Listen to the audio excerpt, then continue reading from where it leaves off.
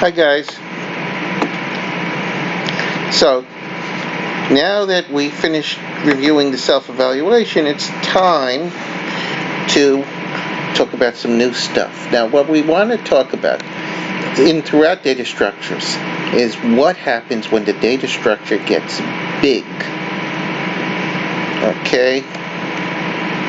If I want to add 2 or 3 small numbers, I could probably do that by hand. But when we talk about adding a few million small numbers, now we're talking about something that a computer needs to do to get it done and done accurately. So computers really come into their own when we have a lot of data in the data structure. So we usually refer to the size of the data structure, N. So N could refer to how many bits, or just how many numbers, or how many letters, or a whole number of different things. But it generally is something proportional to what is in the data structure. Okay? Now, the idea is that N increases usually. Now, for some things, it doesn't matter how big the data structure size. Like if you want to find the first item in the array, it's equally hard to find it when an array of size 2 and an array of size 1,000,000. But if you want to add up the whole array, then it'll vary. So adding all the numbers in array. Alright, so we can say, and of course it's telling me it's loading up the thing. Wait a sec, just lost that. And alright, I'll worry about that in a sec. Okay, so if we want to add up all the numbers in an array, what we've got to do is that's going to take n minus 1 adds. So if that's equal to f of n with n elements in the array,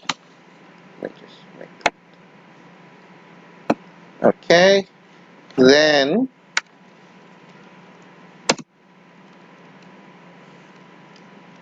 we're going to have, so adding it all together is going to give me, is going to be f of n is going to take n minus 1 adds. Right? Adding 2 gives you 1 add. So now the problem is that computers, how fast is n minus 1 adds really? It keeps changing. Every time we have a new computer, n minus 1 adds changes. And there's all sorts of little issues also. Like, it's not really, it's n minus 1 adds, but there's other adds doing as we increment the locations in the for loop, and so on. So the idea is that every single different implementation and every single different on hardware gives us a different time, and every single different code will give us slightly different answers to this. But they're all essentially the same. They're all about n, especially when n gets large. So what they invented was O notation. Okay, now I'm going to show you how the book approaches this first. Okay, so here we have growth rates. Okay, let me get my face out of the front of the book. Okay, now, so these are common growth rates, but this doesn't actually make a lot of sense. Wait a second. Let's go. Alright. Okay, so I'm going to go back. Okay. So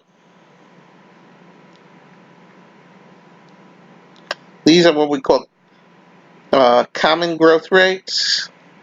Is constant, but constant, there's a lot of different constants it can be. Logarithm, log of n. Remember, n is the number of things we have in our data structure. Linear means it's proportional. This is what we expect from a lot of stuff. We expect things to be either constant or linear, usually. N log n, quadratic, cubic, exponential. But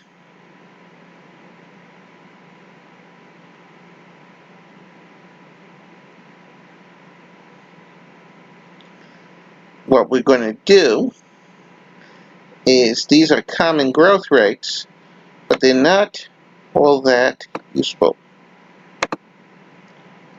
Okay, so what I'm going to do is what we call asymptomatic analysis, which allows us to get away from getting specific answers. Sometimes I'll work on specific answers, because specific answers can be really useful. Not all our data sets are gigantic. But what does it mean for something to grow, for example, proportionate to the data size, proportionate to n? Okay, so the idea is we really don't, when n is numbers in the millions, billions, trillions, and so on, we don't really want to worry about, is it n minus 5 or n plus 15? A million minus 5, a million plus 15, all looks like a million. So what we want to do is we use something called big O. Okay, now, so let me just copy this guy right into the notes. Oops, stop that. What happened? Oh, that's it, yeah. Okay, that's the right thing. This has a really big thing. Okay, so what we're going to do is I'm going to copy this definition here, even the explanation right out of the book. So, this is the way. So this is the book definition of big O. Now, what does that mean? Okay, so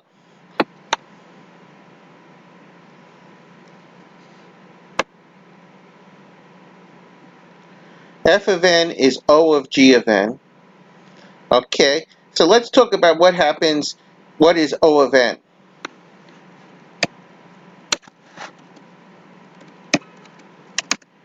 Okay, so when, that's not what I want to happen, and that's definitely not what I want to happen. Go back. Okay, alright, so, oops, equals, okay,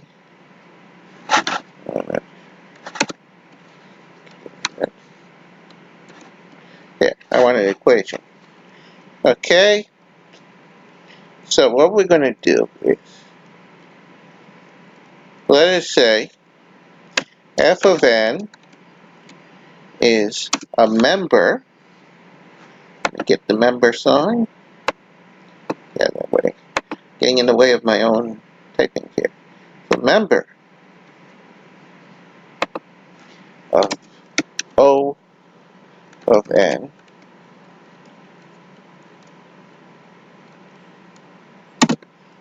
if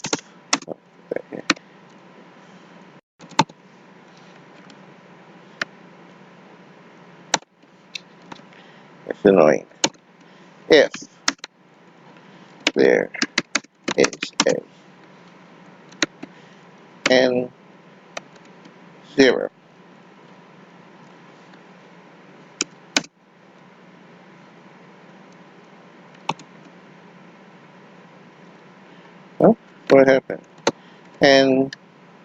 0.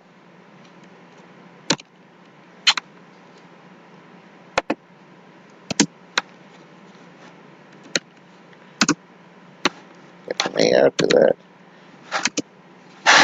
So, okay, there is an n0. So that, I don't know what that means. So that if n is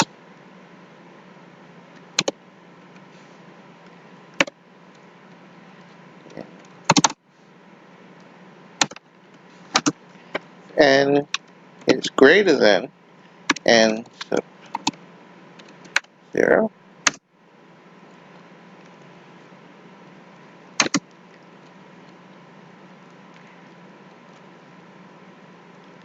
f of n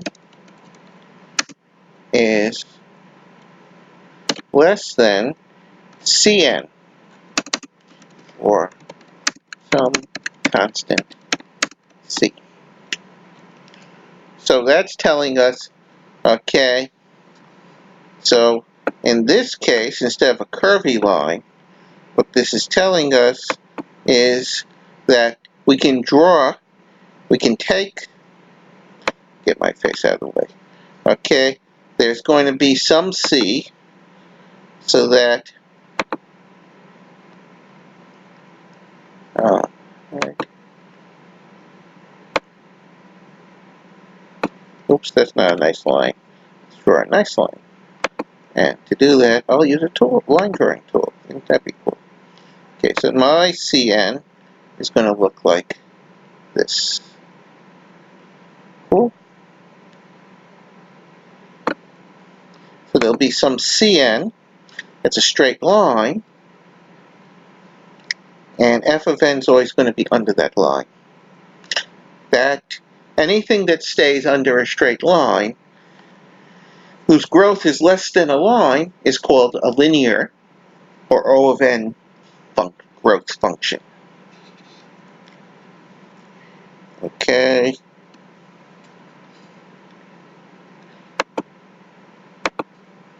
So this is linear.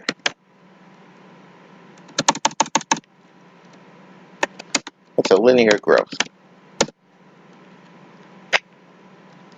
Okay, so now O of 1, okay, f of n, how do you go there? F of n is a member of O of 1,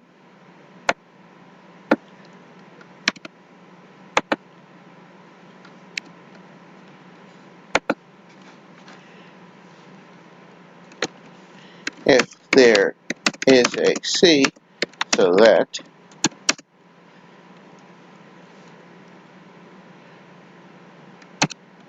f of n is less than C.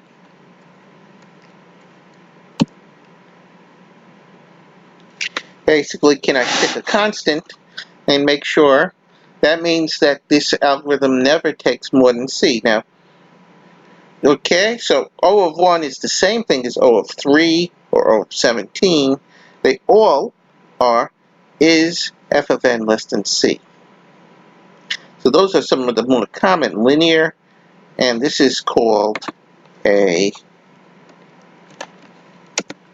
constant function.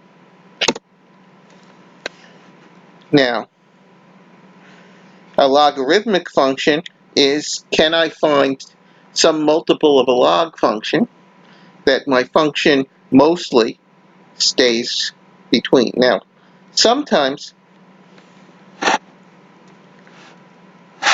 I like to do it this way.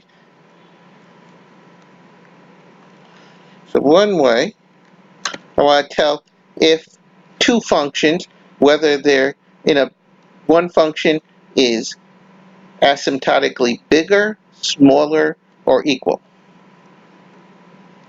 So what I do is talk about the limit as n goes, let me put that in here, n goes to infinity. I need infinity. Give me infinity. There's infinity. There's infinity. Right there. Then goes to infinity of f of n divided by g of n.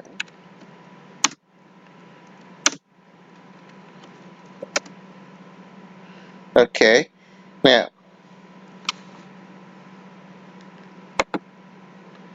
and so,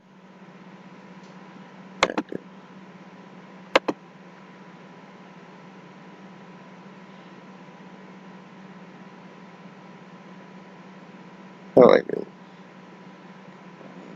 Bracket, bracket, bracket, zero, bracket. Okay. Okay, I'm gonna do that. Okay, so in this guy,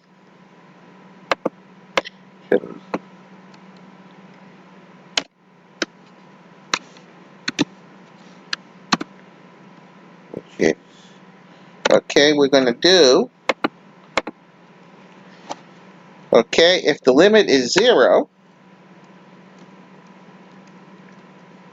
then f is asymptotically smaller.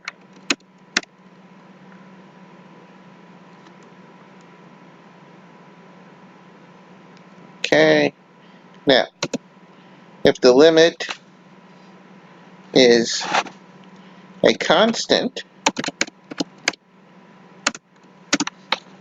let's put that little dash here too. F is asymptotically the same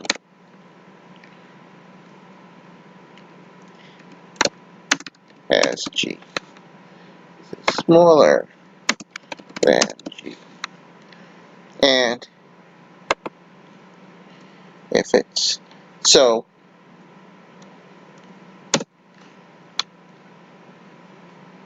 and if it's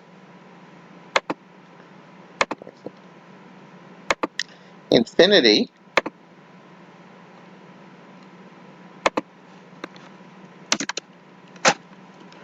F is asymptotically greater than G. So, for example, this is where you can pull your calculus in, although you have calculus, right? Let's say that we want to find out asymptotically whether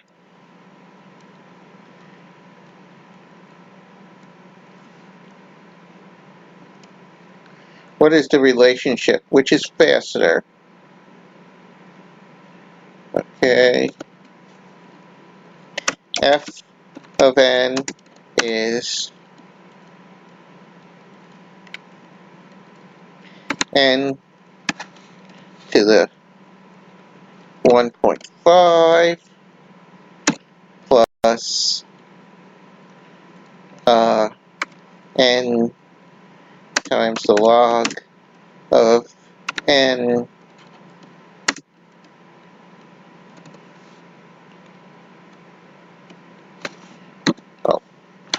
plus 7, and let's take, okay, so let's say that's the growth factor for one algorithm I come up with. And then G of n is n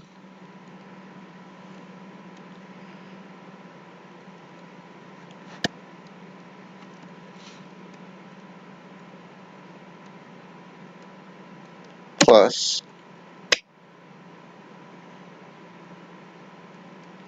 n times log of n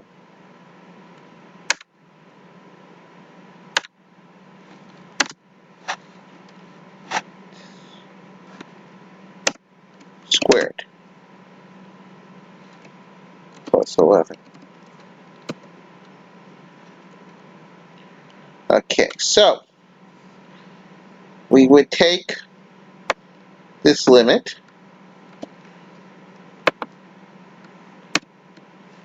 and it's going to equal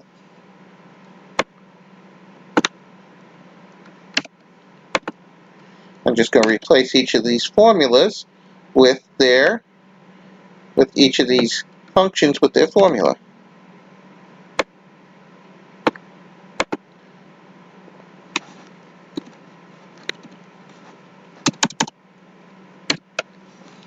And we'll take the guy on the bottom, copy him into the bottom.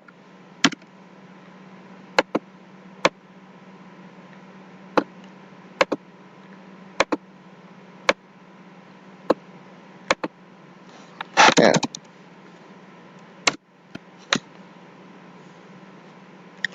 Okay.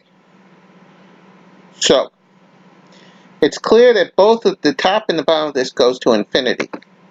So I can apply L'Hopital's rule and differentiate the top and the bottom by n.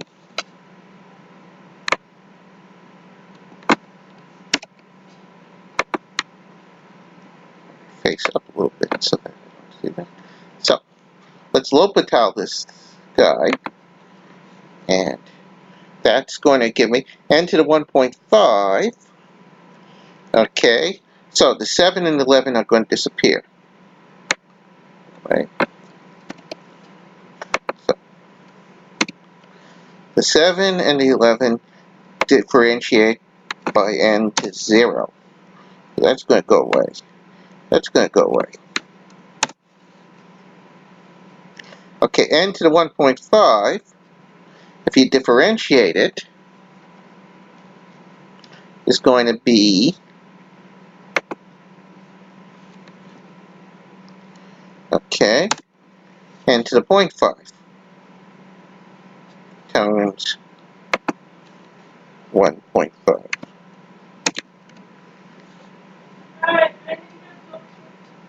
Honey, taping. Okay, and if I differentiate it, becomes 1.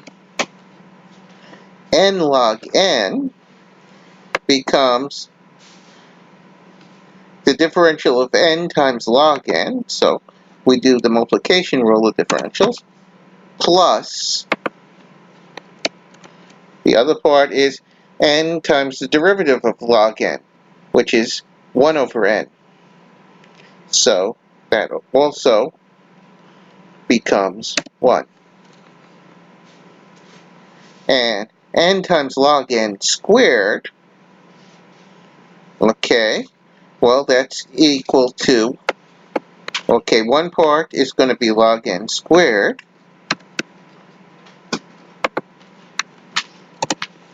okay, and we're going to have now, it's going to be n times the derivative of log n squared, which is going to be 2 log n times the derivative of log n over n.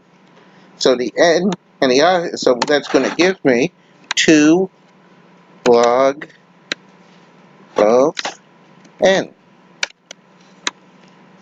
Okay, so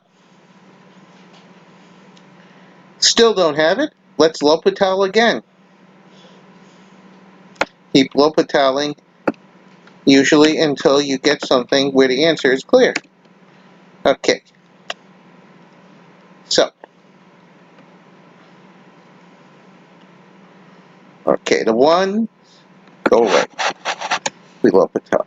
Differentiating constants is easy. You get 0. Okay. The log n, differential of log n is 1 over n. The differential of n to the point 5 is 0.5. So that turns this constant into 0.75. 5 times 1 over n to the point 5. Oh, come on, be good.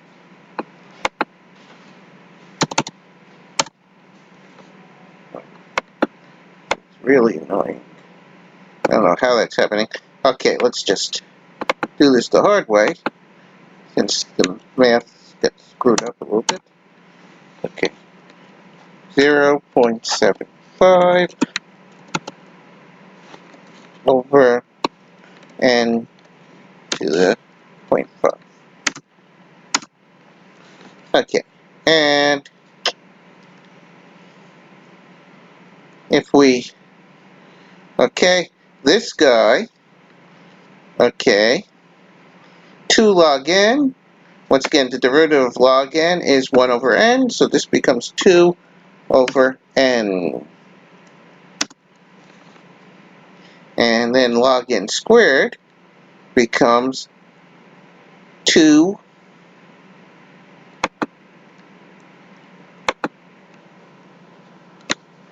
times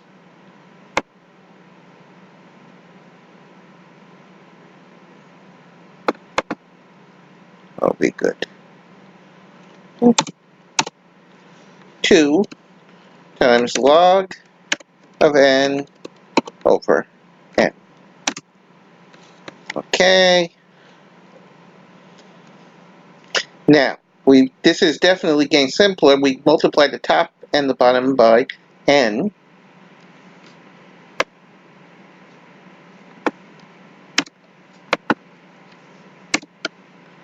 To give us, okay, 0.75. Okay, so this will be 0.75. Oh, I can type this.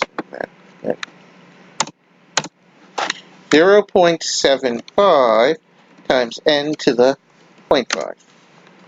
And this plus 1.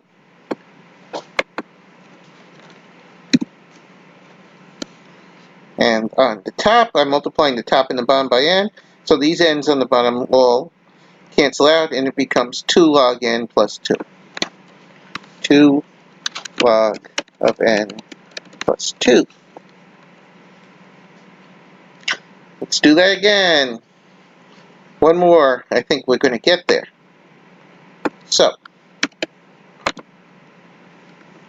when we differentiate it again, this guy goes away. Differentials of constants are always 0, so I'm L'Hopitalling and L'Hopitalling and L'Hopitalling. But, okay, this is 1/2 0.75. Okay, so 1/2 of 0.75 is 0.375. So, I'll be that way. Okay, so it becomes 0.375. 1/2 of that. So 0.3, yeah, 0.375. Okay, over n to the 0.5. Okay, log n becomes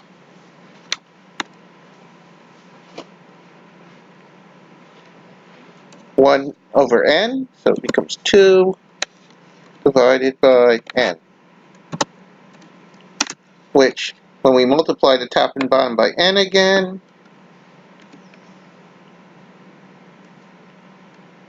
What did I just do?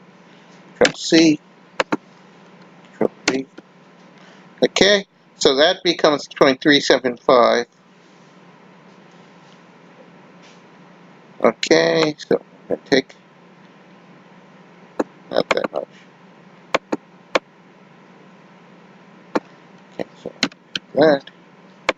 So when I multiply this guy by n, the top and bottom, I'll do that way.